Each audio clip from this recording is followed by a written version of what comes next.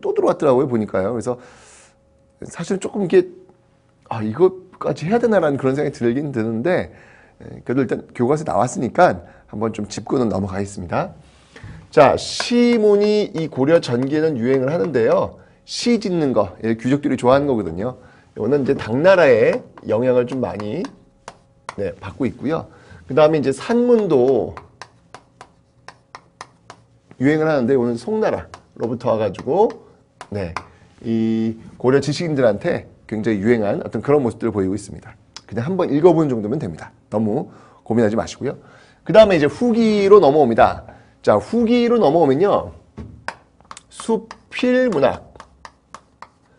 자, 이 수필문학이 나오는데, 이 수필문학의 그 대표적인 걸 한번 들어봐라고 한다면, 동국 이상국집. 동국 이상국집을 들을 수가 있겠습니다. 수필문학은 이런 게 있고요. 그 다음에 이제 여러분들 그 폐관문학이라는 게 있어요. 폐관문학. 이 폐관문학이라고 하는 건 뭐냐면, 구전되어 내려져 오는 이야기들 있잖아요. 잘래 내려왔던 그 구전되는 이야기를 한문으로 옮겨 쓴 거예요. 한문으로 그런 것들을 옮겨 쓴 것을 이제 폐관문학이라고 하는데, 이 폐관문학의 대표적인 그런 작품들을 들어봐라라고 한다면, 뭐 여공패설이라든지 또는 죽부인전 재미난 이야기들이에요. 재미난 이야기들 이렇게 한문으로 옮겨놓은 그런 것들이 바로 이 폐관문학, 고려 후기 때 나오고 있더라라는 것이죠. 그 다음에 이제 여러분들 좀 주목해야 될 게 있는데요. 그게 뭐냐면 이제 이 경기체가라는 게 있습니다. 경기체가. 경기체가라고 하는 것은 그 향가를 새로운 이 식구로 이렇게 바꿔서 이제 만든 그런 풍인데요. 사실 이런 게 중요한 게 아니라, 이 경기체가를 향유했던 그 층이 누구냐, 요게 이제 중요한 거예요. 경기체가를 향유했던 층. 자, 이 경기체가를 향유했던 층들이 누구냐면요, 바로 신진 사대부들. 이 신진 사대부들이 바로 이 경기체가를 향유했더라라고 하는 것. 요거죠. 왜냐하면 새로운 역사 주도 세력, 조선시대를 이끌어 나갈 새로운 역사 주도 세력들의 고려 말, 고려 후기, 그들이 좋아했던 어떤 그 문학적 성향, 이런 것들이 사실 역사에서는 더 중요하죠. 뭐 경기체가로서 대표적인 게 있다면 뭐 한림별곡이 있겠는데, 한림별곡보다 더 중요한 의미는 바로 이 경기체가를 누가 향유했느냐. 역사에서는요, 그 부분이 포인트예요. 역사에서는 이 뭐 경기체가 뭐냐, 뭐 이건 이제 국어 쪽에서 다루는 것이고, 과연 그런 경기체가라고 하는 새로운 식구, 이제까지 어떤 기존에 있었던 어떤 그런 것들을 벗어나서 새로운 것들을 추구했던, 새로운 것들을 지향했던 그 지배세력들이 누구냐, 이 부분이 더 중요한 것이죠. 역사에서는 말이죠. 그래서 이 신진사대부와 연결을 꼭 해놓으시면 좋겠습니다. 그런 측면에서 여러분들 고려 전기에 신진사대부에 의해서 경기체가가 유행하였다라는 문구가 나오면 이건 맞는 문구일까요? 틀린 문구일까요?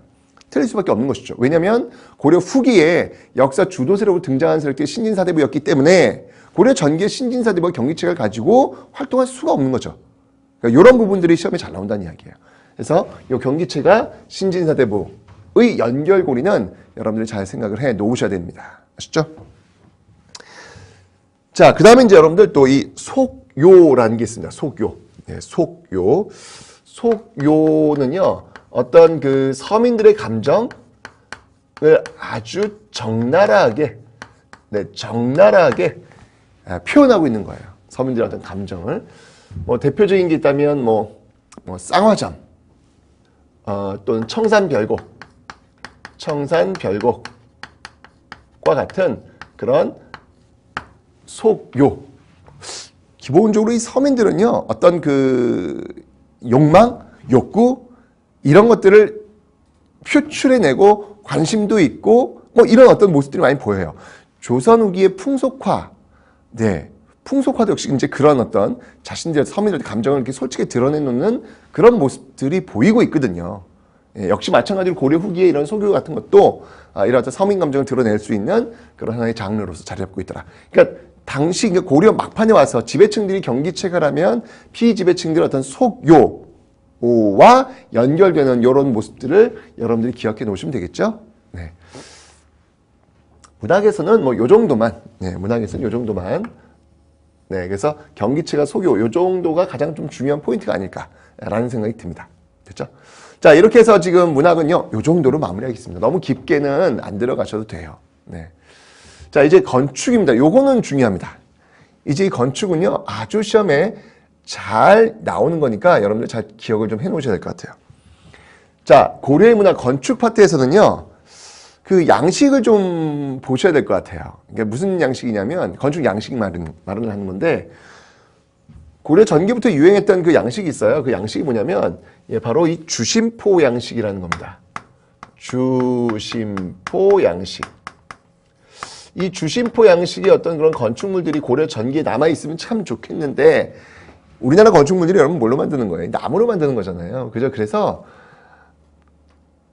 이게 불이 잘 붙겠죠. 예, 그래서 남아있질 않아요. 뭐, 예전에도 여러분들 요 근래에도 낙산사 이렇게 불타는 거 보면 알겠지만, 또 남대문 또 불타는 거 알겠지만, 정말 순식간이에요. 그냥 한 번 불 붙었다 하면요, 그냥 뭐, 이건 방법이 없어요, 이건요. 예, 그러다 보니까 남아있기가 쉽지가 않죠.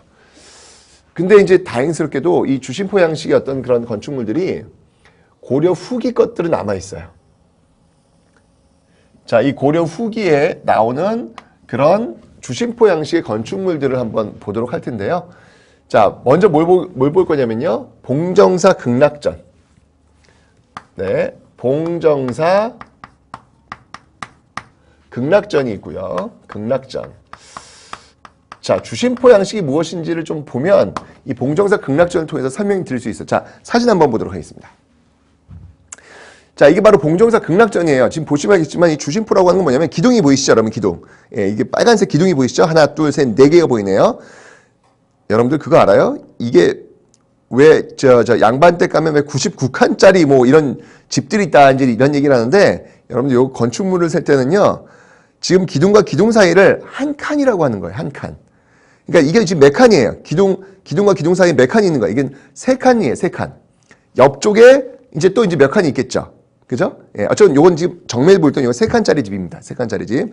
자, 제가 이제 말씀드린 건 뭐냐면 요 기둥이 보이면 그 기둥 위에 이렇게 지금 이렇게 튀어나와 있는 것들이 있죠. 이렇게 위에 올라가 있는 것들이 있죠. 그죠? 자, 요게 포라는 거예요. 포. 지금 기둥 위에 포 하나가 지금 나와 있죠. 기둥 위에 역시 포 하나 나와 있죠. 자, 이렇게 기둥 위에 포가 나와 있는 건축 양식을 우리는 주심포, 기둥 주자에다가 그 위에 이제 마음심자에서 기둥 위에 포 하나에서 주심포 양식이라고 하는 건데 지금 보시면 알겠지만 이 봉정사 극락전이 아주 대표적인 그런 주심포 양식이죠. 굉장히 그 단아함이 있어요. 보이면 이게 깔끔하잖아요. 예, 깔끔하고 단아한 그런 아름다움이 있습니다. 근데 사실은 봉정사 극락전이 굉장히 오래된 건축물인데 제가 아직 내공이 좀 적나 봐요. 전 봉정사 극락전 보고는 이렇게 이렇게 어떤 감흥이라고 이런 건 잘 안 오더라고요. 그냥 오래된 주심포 양식 깔끔 단아 뭐 요 정도. 그런데 이 건축물은 저를 설레게 합니다. 네, 예, 바로 이 부석사 무량수전이 있어요. 부석사의 무량수전. 자, 부석사 무량수전. 이 부석사 무량수전은요, 이 베를린 기둥도 갖고 있고요. 예, 그리고 주심포 양식의 정말 멋진. 제가 볼 때는 이 최고의 절집에 있는 최고의 건물이다. 예, 영주에 있는 이 부석사야말로 우리나라 최고의 절집이면서 또 그 안에 있는 이 무량수전이야말로 정말 최고의 건축물이다. 라고 저는 감히 말하고 싶거든요. 정말 멋있습니다. 자, 한번 제가 사진 통해서 한번 보여드릴게요. 자, 이 건축물이에요. 네, 겨울인 것 같아요. 그죠? 네, 겨울에 가셔도 좋고, 하여튼 봄, 여름, 가을, 겨울 언제든 가도 좋은데, 자, 보세요. 지금 여기 보시면은 지금 기둥이 하나 있고요. 저 기둥이 살짝 배가 좀 이렇게 뿔룩 튀어나왔어요. 살짝. 그 기둥 위에 역시 포 하나. 기둥 위에 포 하나. 지금 기둥이 몇 개? 하나, 둘, 셋, 넷, 다섯, 6개고요. 그 6개 위에 또 역시 이렇게 덩어리져 있는 어떤 나무들이 덩어리져 있는 게 있죠. 역시 6개가 있습니다. 이걸 바로 이제 주심포라고 하는데, 여러분들 이 건물에 들어가시면요, 문을 열고 들어가시면요, 저 안에 또 뭐가 있냐면 이 소조 아미타 열의 좌상이 있어요. 제가 좀 더 설명드릴 건데, 그러니까 건축물도 대단하고요. 그 안에 들어가시면 또 불상도 굉장히 중요한 그런 불상이 또 앉아 있습니다. 제가 항상 얘기하는데, 이 부석사에 가실 때는 말이죠, 그 매표소에서 표를 구하신 다음에 제가 지금 방금 보여드렸던 그 부석사 이 무량수전 그 베을림 기둥 있잖아요. 그 베을림 기둥에 손을 탁 터치하시기 전까지는 절대로 뒤를 돌아보시면 안 됩니다. 큰일 납니다. 왜냐고요? 가보세요. 네, 그건 한번 가보셔야 됩니다. 제가 여기서 이야기를 하면 안 돼요. 큰일 나요. 네, 절대 부석사 무량수전 올라가셔가지고 베을림 기둥에 손을 탁 대기 전까지는 절대 뒤를 돌아보시면 안 됩니다. 자, 손을 딱 댔죠? 예, 그 다음에는 어떻게 하시냐면, 이 손을 딱 댔잖아요? 딱 댄 다음에는, 그 다음에는 뒷짐을 딱 주시고요. 그 베을림 기둥에 이렇게 기대세요. 이렇게 기대시면 됩니다. 네. 거기까지만 제가 말씀드리겠습니다. 정말, 최고입니다. 왜 최고냐고요? 가보셔야 합니다. 네. 가보셔야 합니다. 제가 얘기했잖아요. 감히 우리나라 최고의 절집이다 라고 이야기를 했기 때문에 한번 여러분들 뭐 고3 아닐 거 아니야. 그죠? 예. 고1이나 고2가 될 텐데 여름이나 겨울에 부모님들과 함께 부모님들하고 안 가? 그러면 친구들과 함께 여학생들끼리 좀 그런 것 같고 남학생들도 괜찮으니까 친구들과 함께 한번 꼭 좀 갔다 오는 건 참 좋을 것 같아요. 네. 그 영주 이 부석사 무량수전에 대해서 좀 공부 좀 하시고 꼭 한번 다녀오세요. 참 좋습니다. 네. 자, 부석사 무량수전이 또 있고요. 주심포 양식. 대표적인 건 건축물이죠. 네. 제 가슴을 저는 이 부석사 무량수전에 간다고 하면 막 가슴이 이게 콩깍콩깍콩 뛰어요. 너무너무 막 좋아서 네. 자, 또 뭐가 있냐면요. 이 수덕사 대웅전이 있습니다. 수덕사 대웅전. 이 수덕사 대웅전도요, 참 예뻐요. 예.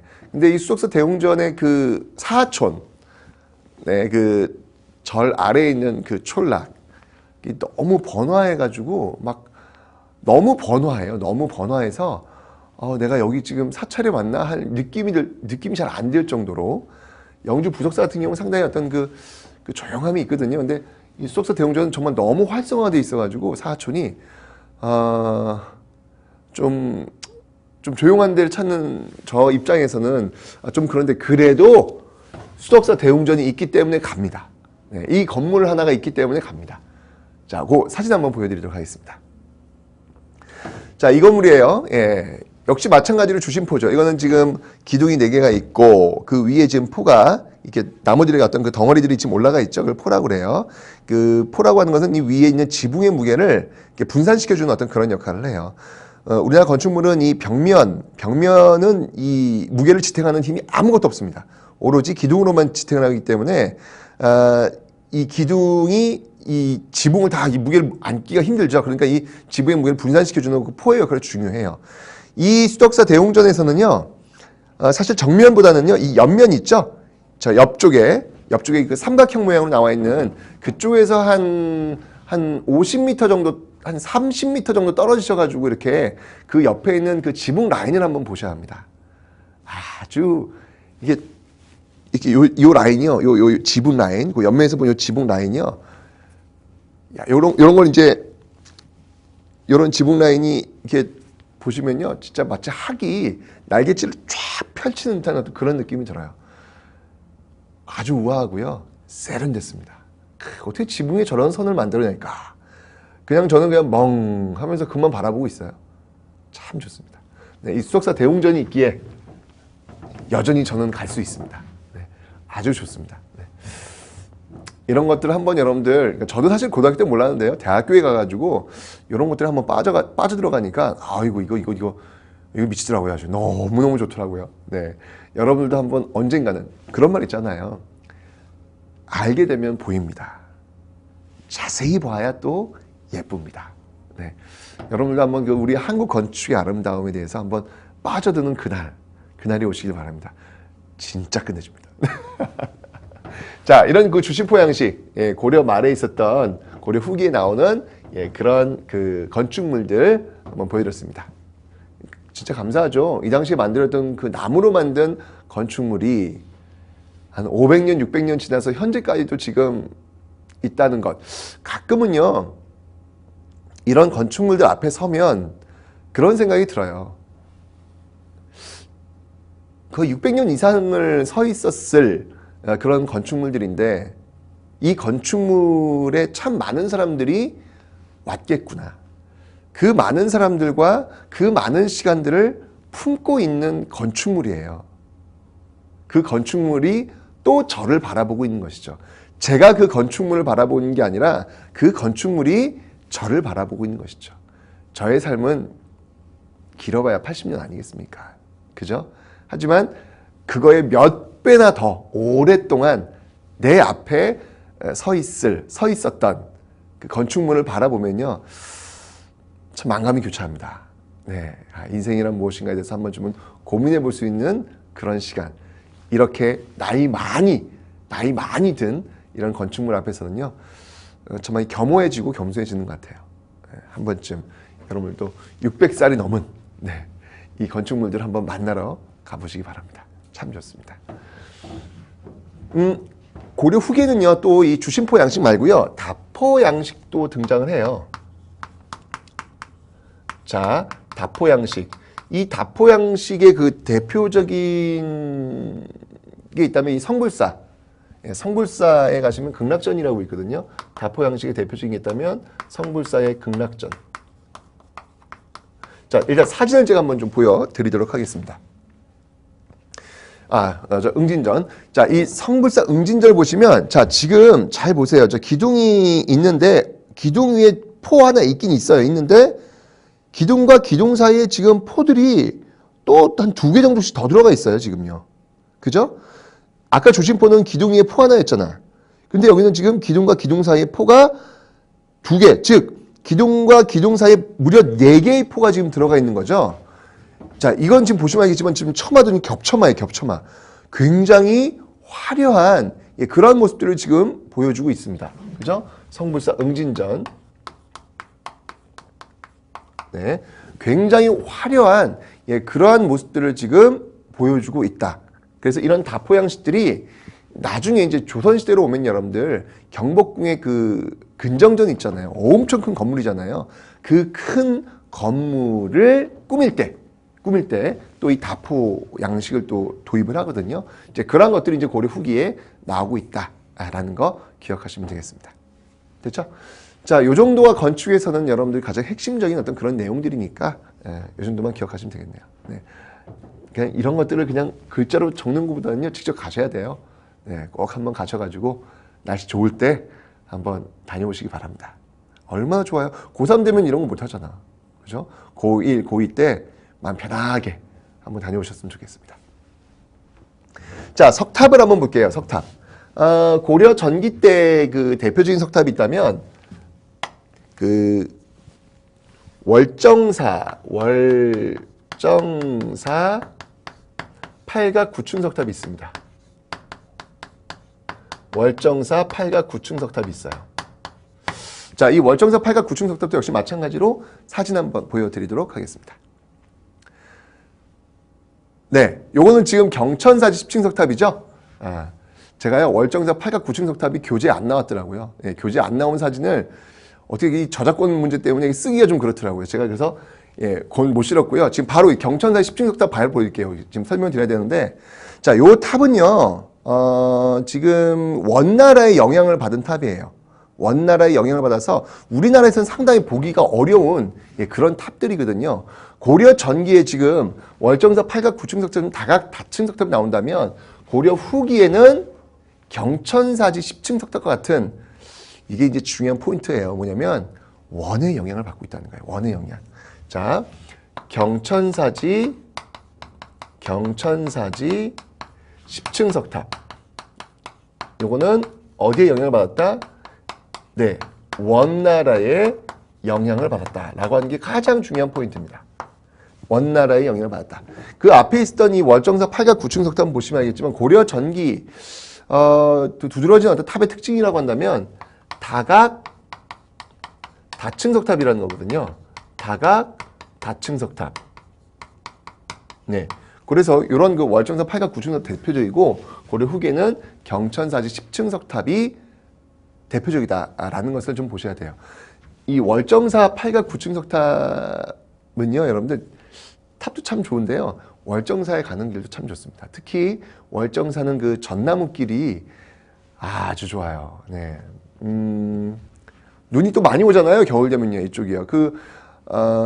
여러분들 그 용평 스키장 있잖아요. 그쪽 가시는 길에 혹시 스키를 타러 가실 일이 있으면 이 월정사에 한번 들르세요. 눈이 많이 온 날.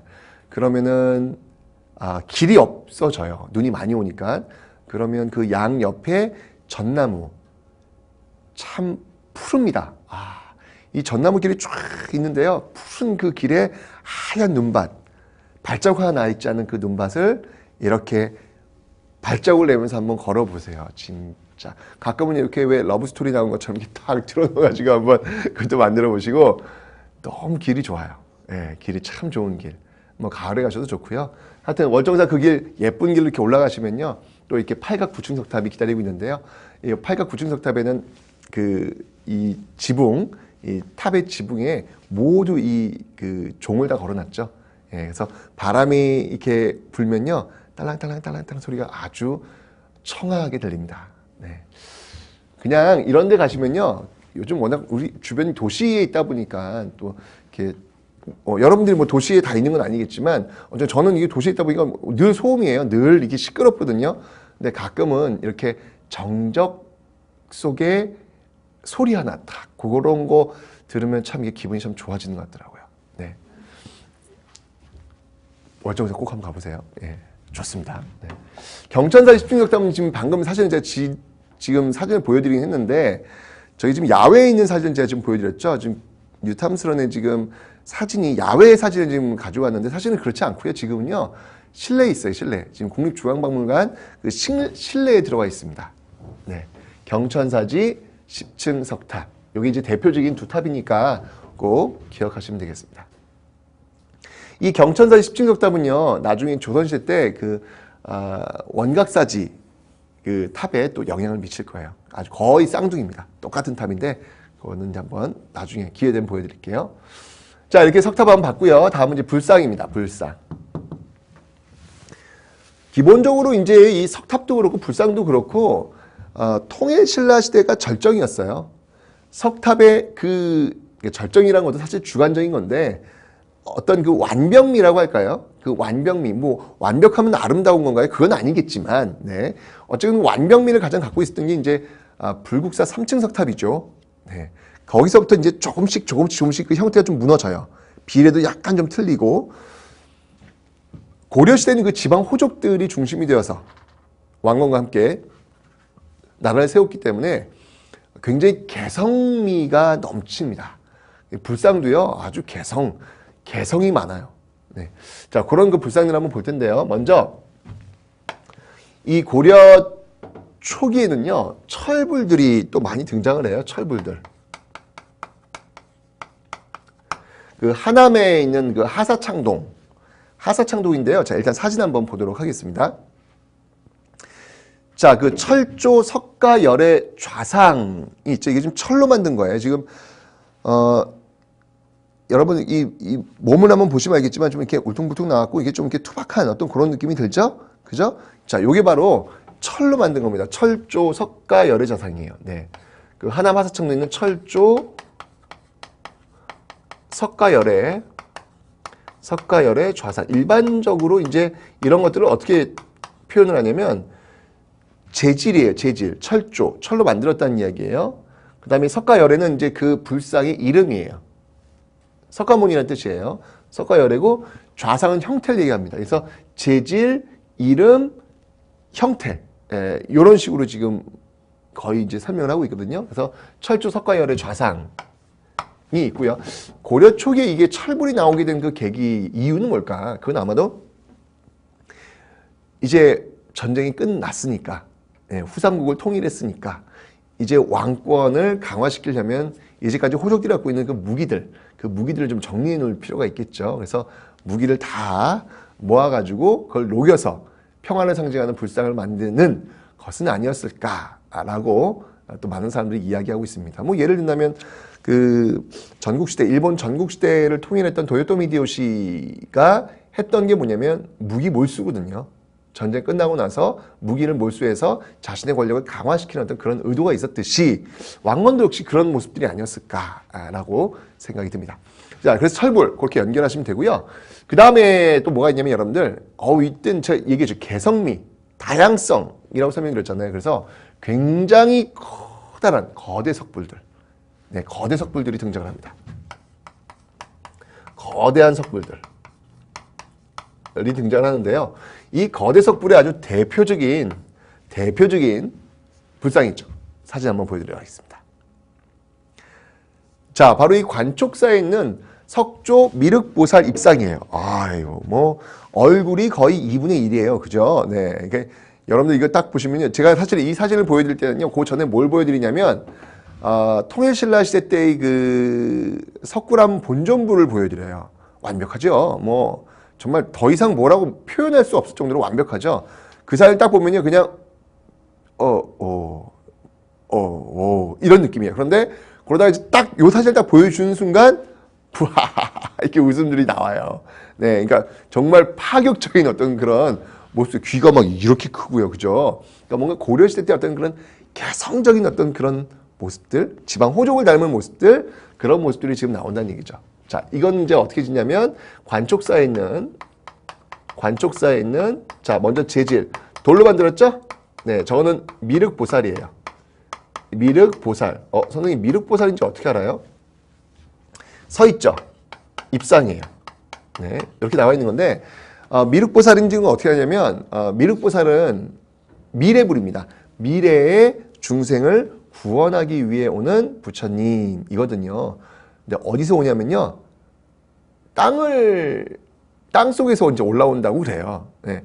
지금 방금 사진을 보시면 알겠지만 왜 그 머리 위에 이 관이 있죠. 이게 모자 있죠. 모자. 그죠? 모자가 지금 네모나게 층층 돼 있죠. 그죠? 근데 그게 이제 뭘 의미하냐면 땅을 뚫고 올라오는 그런 장면을 지금 보여주고 있는 겁니다. 몰랐죠? 자세히 보면 예쁘고요. 알게 되면 보입니다. 네. 자, 그래서 관촉사 석조 미륵보살 입상이 있다라는 거, 거대 석불 기억해 놓으시면 되겠습니다.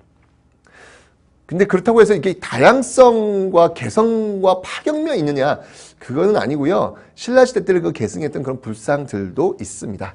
자, 어떤 것들이 있냐면요. 그 부석사, 제가 아까 얘기했죠. 이 부석사의 그 무량수전은 문 열고 들어가시면 볼 수 있어요. 그래서 신라 그 불상 양식을 계승한 게 있는데요. 자, 여기 바로 이제 부석사. 이거는 흙으로 만들었어요. 네, 그래서 소조예요, 소조. 그 다음에 아미타불이에요. 아미타 열에 앉아 있어요. 열의 좌상.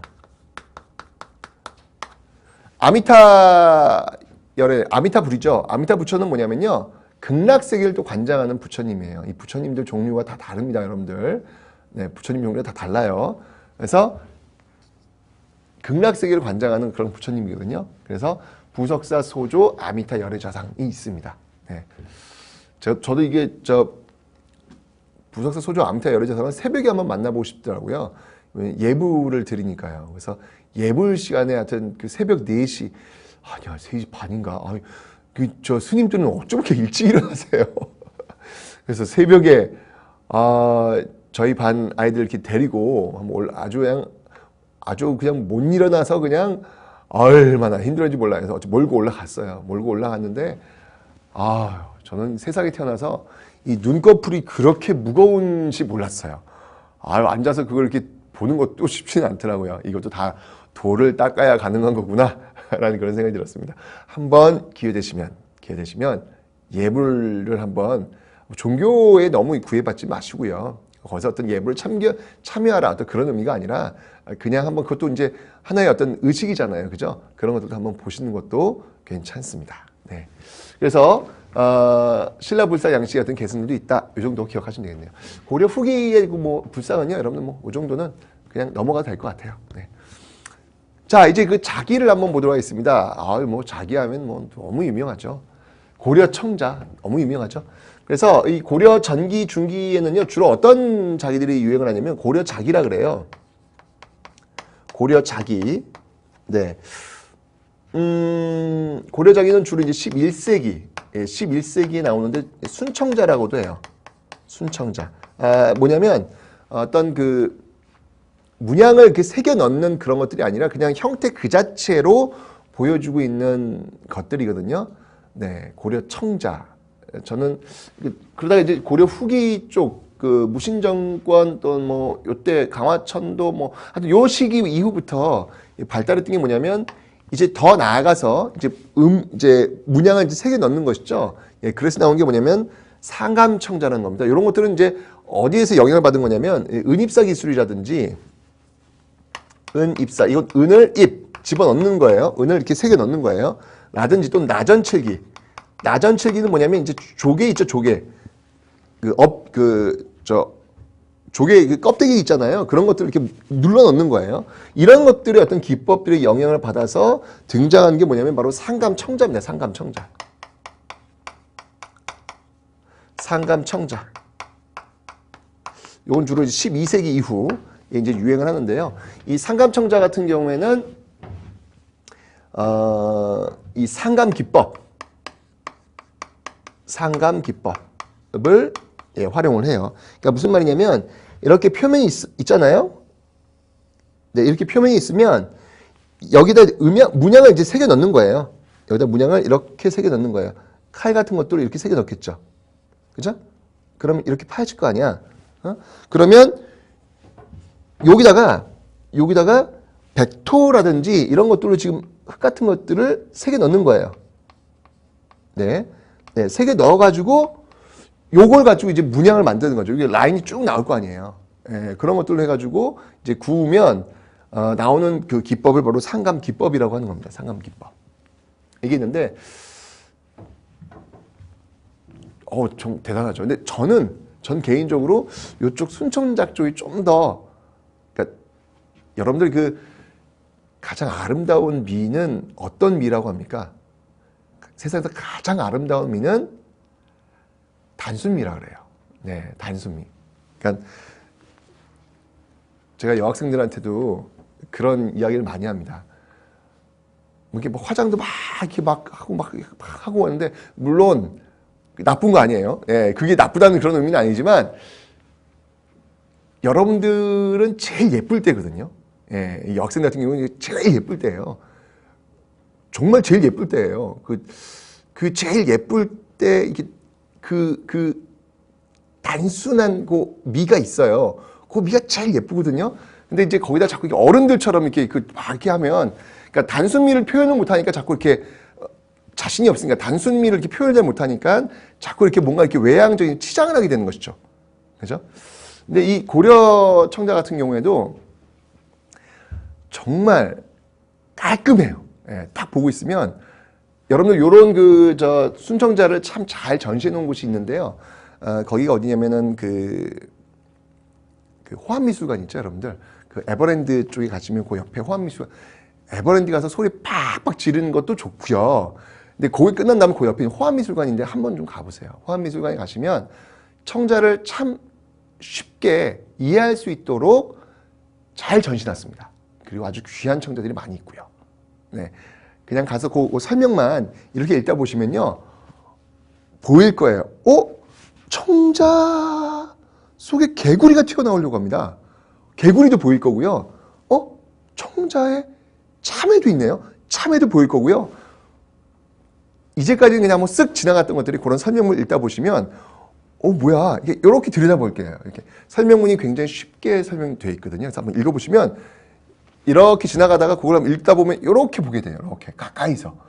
네, 그러면서 한번 청자와 좀 친해졌으면 좋겠다라는 겁니다. 네.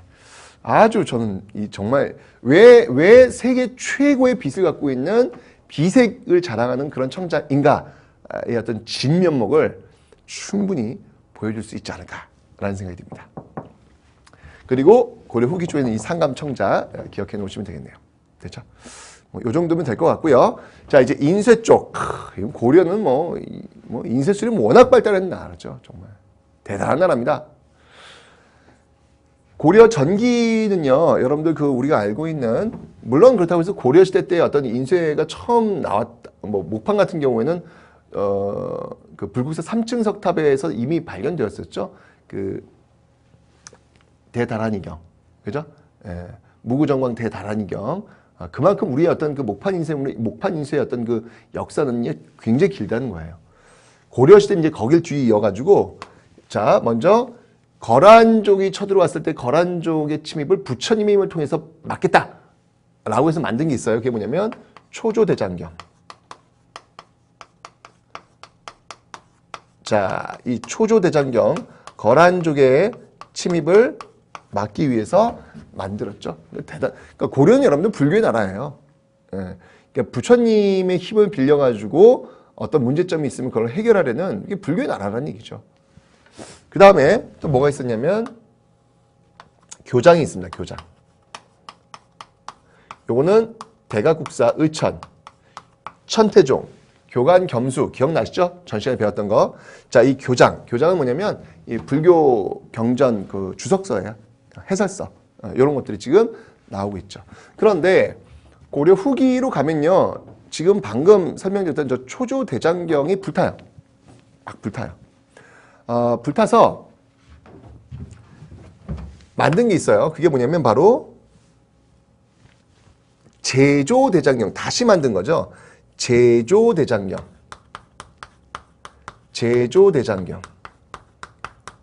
우리는 이것을 뭐라고 합니까? 다른 말로 팔만대장경이다 라고 하죠. 팔만대장경.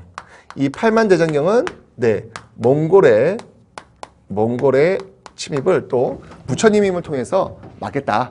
예, 몽골 침입 때 저 초조대장경이 불타거든요. 그래서 다시 또 제조대장경을 만드는 어떤 그런 모습들.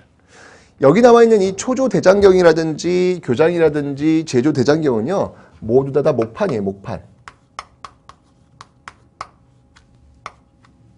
네, 목판입니다. 목판이 있는데 목판 말고요, 여러분들 금속 활자도 있죠. 활판. 금속 활자.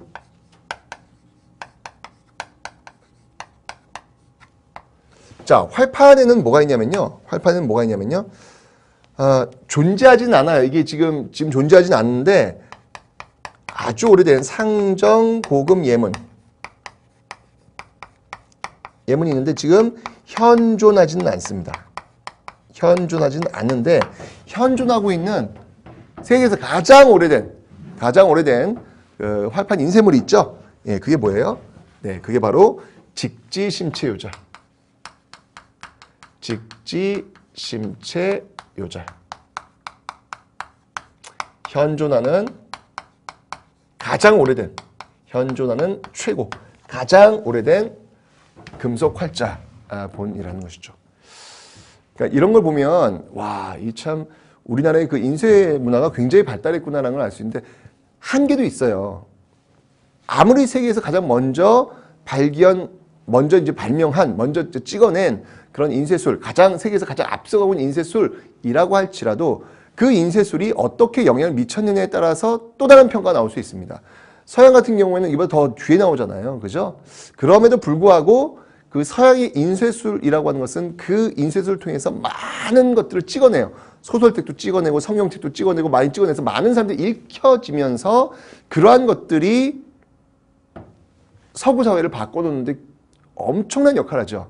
인쇄술이라는 게. 근데 유럽보다 훨씬 더 일찍 시작했음에도 불구하고 이건 주로 이제 불경이라든지 또 지배층들만의 어떤 그 지식을 공유할 수 있는 어떤 그런 전유물로 쓰여졌기 때문에 이 발달된 인쇄술은 있었지만 그것이 어떤 사회를 바꿔놓는 파급력이라고 할까요? 그런 것들은 또 서양에 비해서 좀 뒤진 거죠.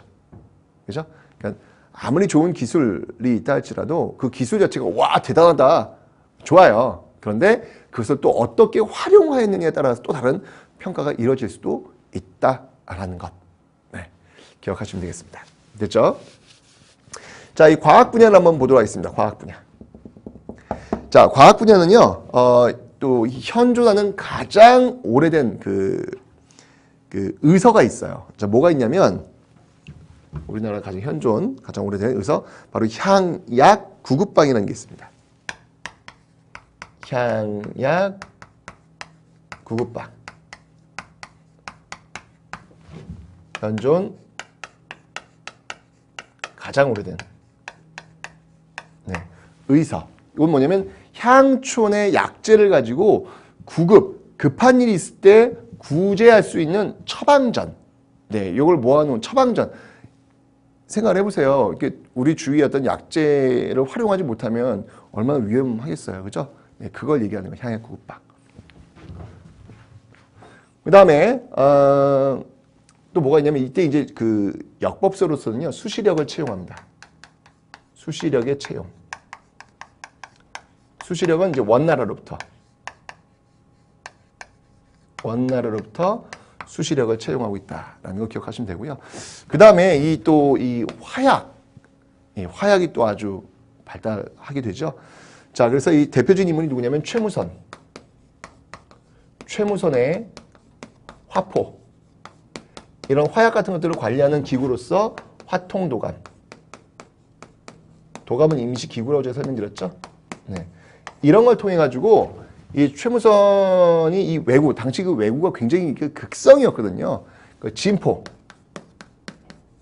금강 쪽이에요. 네. 진포 해전에서 이 왜구를 격퇴하는 네, 그러한 모습들도 보이고 있더라라는 것. 뭐 요 정도로 과학기술은 고려 후기 때 정리를 좀 해 놓으시면 되겠습니다. 됐죠? 자, 이렇게 해서 지금 고려시대 때 어떤 그 다양한 문화들을 한번 좀 살펴봤습니다. 네, 이러면서 이제 이 개념 파트에서의 이 중세는 끝이 나는